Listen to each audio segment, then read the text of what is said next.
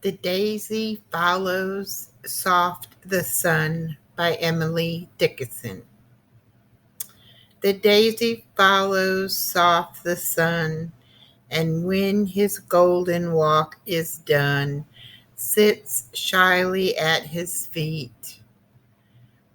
He, waking, finds the flower near. Wherefore, marauder, art thou here? Because, sir, love is sweet. We are the flower, thou the sun. Forgive us if, as days decline, we nearer steal to thee, enamored of the parting west, the peace, the flight, the amethyst, night's possibilities.